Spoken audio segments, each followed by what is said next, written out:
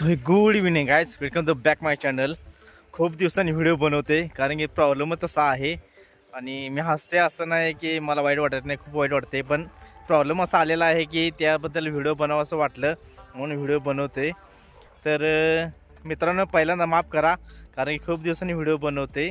आणि कसं आहे ना, वेळ भेटत नाही मित्रांनो मला. तुमच्याशी बोलायला म्हणा, व्हिडिओ बनवायला मला वेळ भेटत नाही, त्यामुळे ना व्हिडिओ बनवत नाही. म्हणून मी थोडंसं स्टॉप घेतलेलं आहे. तर काय ना, गप बसलो म्हणून आपलं चालू आहे, पण काय ना थोडासा प्रॉब्लेम येतच जातो आहे. पण आता ॲक्सिडेंट झाला, ॲक्सिडेंटनंतरनं ना म्हणजे ॲक्सिडेंट झाल्यानंतरनंच काम करून घेतलं. आणि आता वेगळाच प्रॉब्लेम नवीन आलेला आहे बाईकमध्ये. तर ते तुम्हाला दाखवतं काय प्रॉब्लेम आला आहे, कसं काय काय. आणि ते आपोआपच आता माझं 25,700 किलोमीटर, 700-800, 25,700-800 किलोमीटर झालेला आहे. आणि हा जो प्रॉब्लेम आलेला आहे, तर तुम्हाला दाखवतो. तुम्ही आवाजानं ओळखा की काय प्रॉब्लेम असेल. मी तर विचारून आले आणि मला त्यांनी खर्च पण सांगितल्यात, पण तुम्ही मला सांगा की ते प्रॉब्लेम कुठला आहे. मित्रांनो, हा आपला R15. तर काय झाले की थोडासा प्रॉब्लेम आलेला आहे इंजिनमध्ये. तर तुम्हाला आवाज ऐकून दाखवतो, तुम्ही सांगा मला काय प्रॉब्लेम आहे. मी व्हिडिओमध्ये बोलेनच पुढे. आता माझं किलोमीटर झालेलं आहे बघा, 25,877 झालेला आहे. आणि तुम्हाला मी आवाज ऐकतो, आवाज कधी सांगा मला कुठला आवाज आहे ते.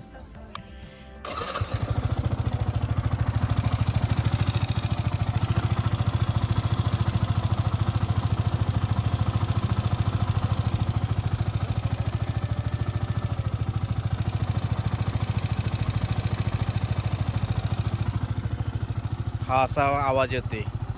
तर मी एक कंपनीमध्ये दाखवलोय, हे बघा, आणि दाखवतो तुम्हाला.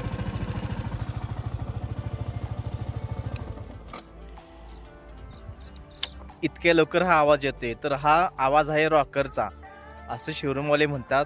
एक साधा रॉकर असतो आणि एक VVA टेक्नॉलॉजी रॉकर आहे. तर ते त्यांनी बघणार पहिला कुठला रॉकर गेलाय, काय गेलाय. साधा रॉकर गेला असेल तर 700-800 मध्ये होऊन जाईल. नाहीतर VVA टेक्नॉलॉजी रॉकर जर गेला असला तर 7-8 हजार रुपये खर्च आहे. आणि मला त्यांनी टोटल खर्च सांगितलेला आहे 13,000 ते 14,000. तर असा काय विषय आहे.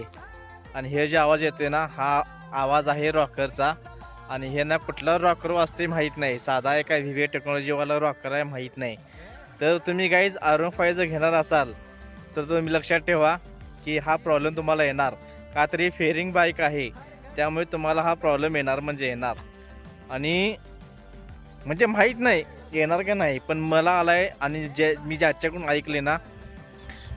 ऐकले ना, तर तो म्हणतो की प्रत्येक 25,000-26,000ला हा म्हणजे प्रॉब्लेम येणार. आणि दुसऱ्या एका मिस्त्रीला विचारलं तिथल्याच, तर तो म्हणतोय तसा प्रॉब्लेम येत नाही. ही माझी पहिलीच बाईक आहे, म्हणजे त्यांच्या शोरूमला जो असा प्रॉब्लेम आलेला आहे. याच्या अगोदर एक आला की नाही माहीत नाही, पण त्यांनी म्हणतात की ही पहिलीच बाईक आहे आणि 14,000 रुपये खर्च येणार असं म्हटलं बोलल्यात त्यांनी. आणि एका दुसऱ्या मिस्त्रीकडून मी ऐकलं तिथल्याच, तर तो म्हणतो की असं काही प्रॉब्लेम येत नाही, म्हणजे मॅन्युफॅक्चरिंग डिफेक्ट असू शकतोय. आणि कंपनीवाला विचारलं त्यांनी, तर ते म्हणतात की माझी सर्व्हिस चुकल्या म्हणे, ड्यू झाली सर्व्हिस माझी चुकल्या म्हणतात कंपनीवाले. तर ते यामा कंपनीला मी एवढं सांगू इच्छितो की माझी सर्व्हिस चुकली असली तर ते पासबुकमध्ये तर ओके आहे, आणि तुमच्या सिस्टमला जर काय प्रॉब्लेम असला तर ते तुमचंही बघून घ्यायला पाहिजे. तर असं काय विषय आहे. तर त्यांनी म्हणतात की वॉरंटीमध्ये हे होऊ शकत नाही, का तर माझी सर्व्हिस ड्यू झाल्या म्हणून. तर गाईज मी ह्याचं ना, मी प्रत्येक बरोबर किलोमीटरला सर्व्हिसिंग याचं केलेलं आहे, ऑइल जनरल चेकअप सगळे केलेलं आहे मी, सगळे व्यवस्थित. तर तसा हा प्रॉब्लेम आलेला आहे. तर गाईज मी एवढं सांगेन की तुम्ही जर R15 घेणार असाल तर थोडंसं विचार करून घ्या. काही म्हणतात की ह्याला की नाही फेअरिंग असल्यामुळे ना प्रॉब्लेम येऊ शकतो, आणि काही असे म्हणतात, त्यांचं नाव घेणार नाही मी. तर असा काही विषय आहे. तर तुम्हाला जर R15 घ्यायचीच असेल तर हा तुम्ही खर्च उचलायचा, तुमच्या ताकद असेल तर तुम्ही घेऊ शकताय, काय हरकत नाही. आणि राहिला प्रश्न, तुम्हाला हीच बाईक घ्यायची आहे तर तुम्ही MT-15 बघू शकताय. त्याचं कसं ओपन आहे सगळं, आणि त्यामुळे इंजिनला वारं जास्त लागते आणि हा प्रॉब्लेम येणार नाही असं त्यांनीच म्हणतात. माहीत नाही असं त्यांनीच म्हणतात, पण मला पण थोडंसं ते पटते. पण असं नाही की मला असं पटत नाही का बा R15लाच काय प्रॉब्लेम आहे. हा हे मला म्हणायचं आहे. फेरिंग आहे, बरोबर आहे, फेरिंग आहे, पण याचा अर्थ असं नाही की फेरिंग आहे म्हणजे कंपनीनं काय त्यावर काय विचार केला नसेल. बाबा हे एवढ्या किलोमीटर झाले, ह्या प्रॉब्लेम येणार, तर ह्या प्रॉब्लेम कसा सॉल्व करायचा हे कंपनीचं काम आहे ना. तर मग तो तुम्ही गाडी कशाला विकताय? विकू नका ना गाड्या तुम्ही. तुमच्या गाडीचा जर 25,000 30,000 जर प्रॉब्लेम येणार असेल तर तुम्ही गाडी विकू नका ना. तुम्ही गाड्या कशाला विकताय असल्या, हे मला म्हणायचं कंपनीला फक्त. तर कसं आहे, आम्हाने ना ह्याच्यावर ना थोडंसं परीक्षण केलं पाहिजे आणि काय प्रॉब्लेम आहे हा त्यांनी बघून सॉल्व केला पाहिजे. मला असं तरी वाटते.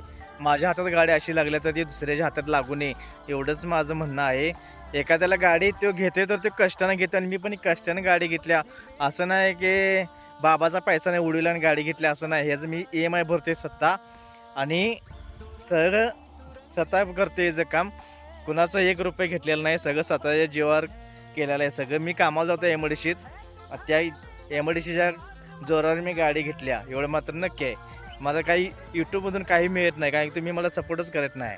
त्यामुळे काय मिळत तर काहीच थोडं सबस्क्राईब करा, माझं चॅनल थोडंसं ग्रो होऊ दे, थोडंसं लाईक शेअर कमेंट करा चांगले. तर असा काही विषय आहे. तर मग आता बघूया किती खर्च, आणि मी स्वतः खर्च घालणार आहे.